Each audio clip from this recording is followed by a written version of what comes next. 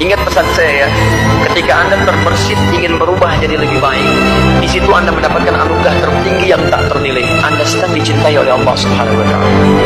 Karena itu tolong jangan gadaikan cinta Allah dengan dunia, itu nggak ada tandingannya. Mohon pada Anda semuanya, tolong ingat gini ya, baik-baik. Kalau nanti di akhirat Anda tidak temukan saya di surga, tolong ingatkan kepada Allah, saya pernah ada di sini. Saya pernah ada di sini. Tolong ingatkan. Kalau antum di akhirat tidak temukan saya di surga, tolong ingatkan.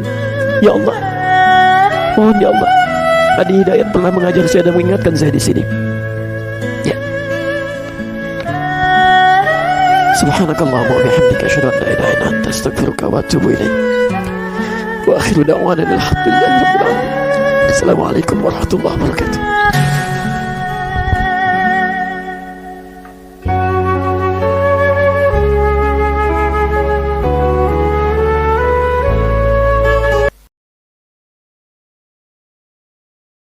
Mohon kepada Anda, dan semoga Allah menyaksikan apa yang saya sampaikan ini. Berubahlah dan jadilah lebih baik.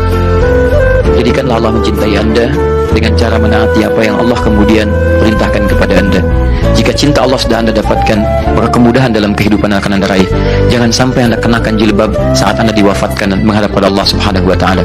Karena setiap perempuan muslimah ketika wafat, maka dia akan mendapatkan kain kafan tambahan untuk jilbabnya. Saya bermohon kepada Allah, semoga kain itu tidak dikenakan ketika Anda terbuai dengan kain kafan. Semoga kain itu tidak dikenakan ketika Anda dalam keadaan wafatnya. Semoga itu tidak dikenakan ketika Anda berubah status menjadi almarhumah dan jenazah.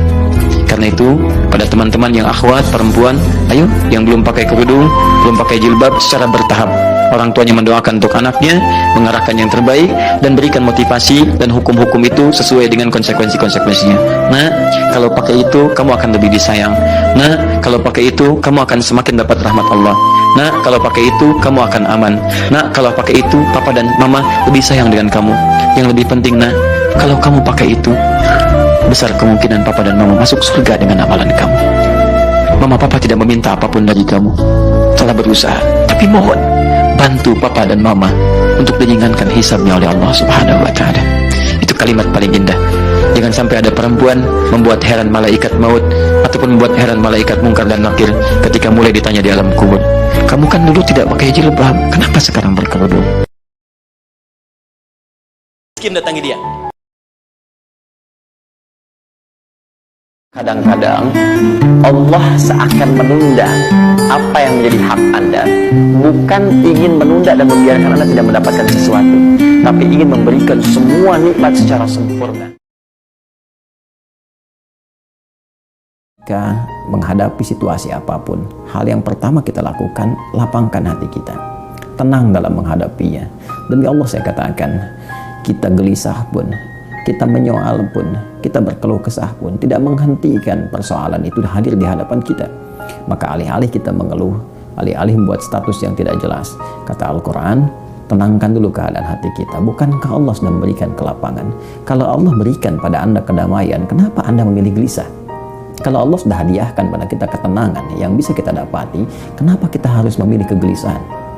Alam nashrah laka sadrak. La yukallifullahu nafsan illa usaha. Perhatikan kaidahnya. Allah tidak mungkin menguji seorang hamba di luar batas kemampuannya. Jadi kalau kita sedang punya ujian di rumahkah, pekerjaankah, kehidupan sosialkah, sebesar apapun ujian itu, kata Allah, memang karena Anda yang sanggup. Kalau nggak sanggup nggak akan diuji.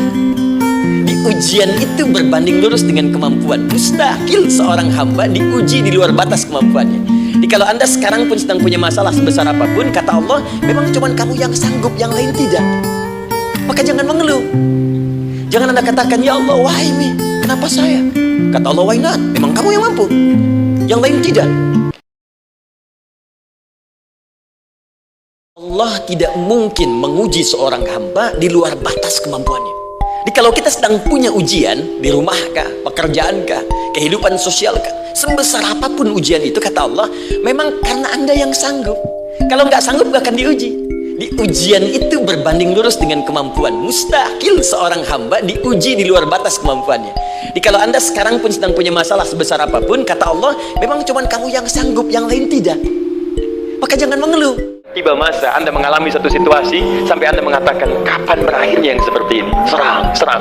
Perhatikan, jika Anda berada pada level ini, saya ucapkan selamat kepada Anda, karena Anda akan diangkat pada kedudukan yang tertinggi di antara sekian ujian yang ada.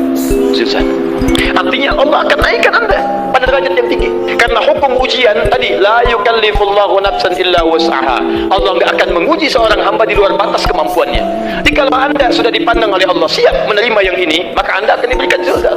Kalau Anda nggak mampu, Anda hanya akan diberikan darra atau ba'sun. Anda merasa sedang punya masalah yang berat, membuat hati Anda goyah, saya ucapkan pada Anda, dari sekian hamba Allah yang ada di muka bumi, cuman Anda yang diberikan itu. Artinya Allah akan mengangkat derajat Anda. Ayo bahagia. Dan yakinlah, bukan orang lain yang dititipkan, Anda yang diberikan. Allah percaya pada Anda, kenapa Anda tidak yakin? Bukan orang lain. Jadi mustahil Allah memberikan ujian berat kalau Anda nggak sanggup. Karena cuma Anda yang sanggup, Anda yang dikasih.